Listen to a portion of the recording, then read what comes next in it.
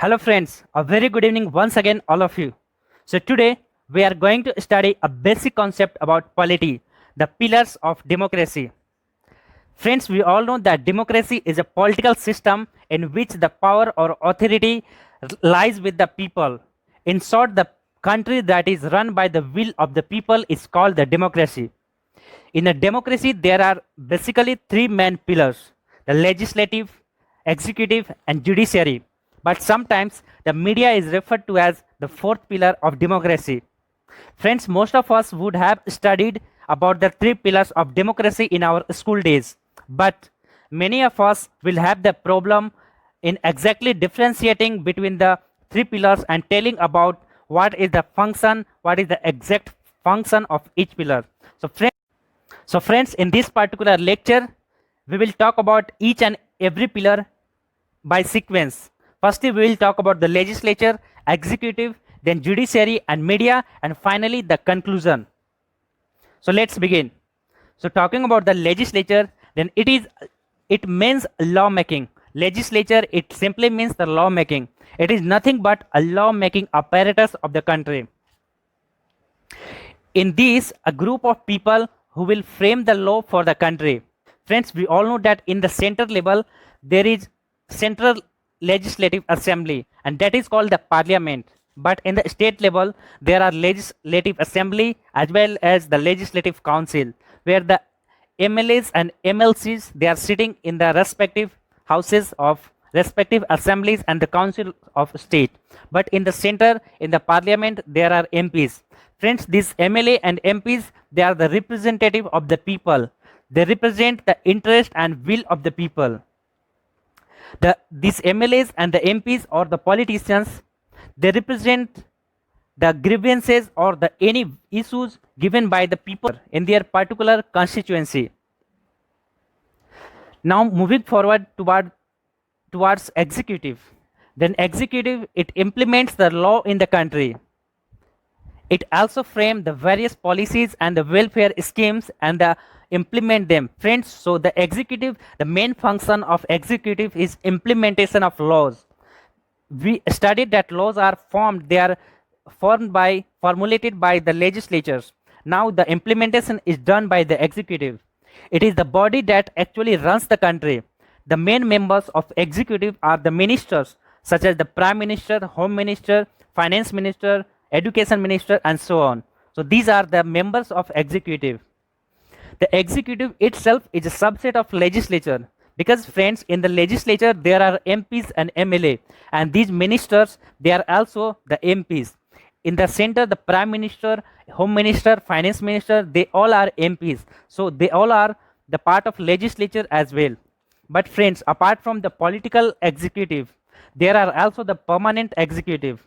The permanent executive, such as the civil servants or bureaucrats, such as the IAS officer, IPS officer, secretaries, and the various civil servants at the state level.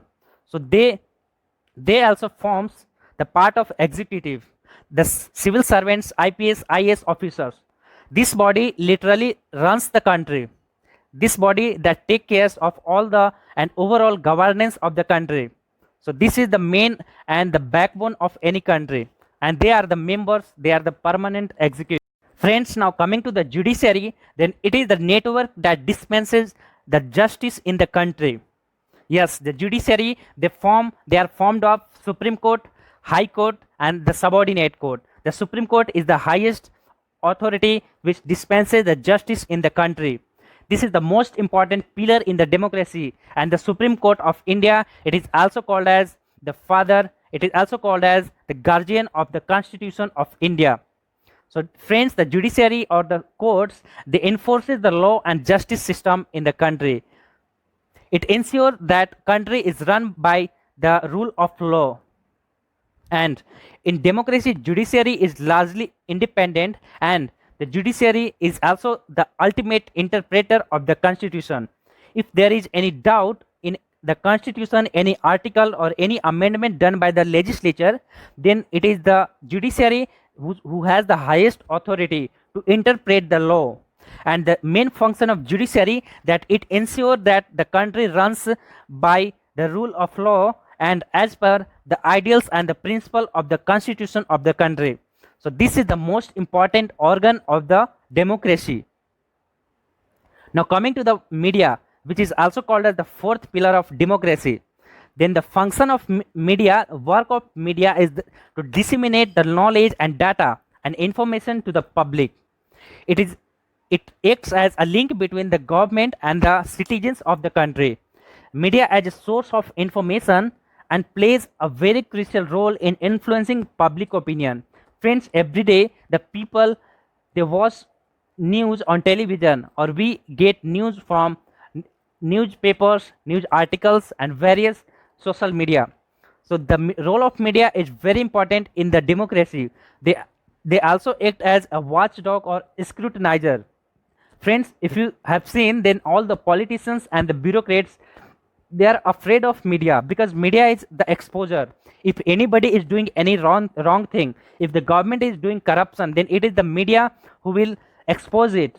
So media here is play a role of watchdog or scrutinizer. And media in democracy is largely independent. If you talk about the India, then Indian media is very independent, and that's why media is called the fourth pillar of democracy. Now friends, coming to the conclusion, then I would like to say that a free, objective and skilled media is an essential component of democratic society. Friends, it is very important that media or the judiciary is independent in the democracy. Otherwise, if media or judiciary is not independent, then that country is no longer a democracy. And media perform checking functions, ensuring that elected officials uphold their oath. So media role is that they check and balances the function and the role of politicians, whether the politicians, they are following their commitment or not. So it is role of media to expose them the reality in front of the public.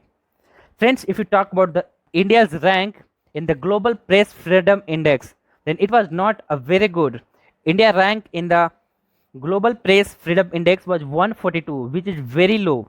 So I think Indian media is not very much independent as much as that of UK, USA, Sweden, Norway, and New Zealand and other developed nations. So government must make sure that media must be given free rights to provide any kind of news, and also the media should not involve in taking money, taking amounts from the government, the politicians, or the bureaucrats and the businessmen. So free and fair media is only a good thing for democracy. So this is all in this lecture. I hope you like. If you like, then please share and subscribe.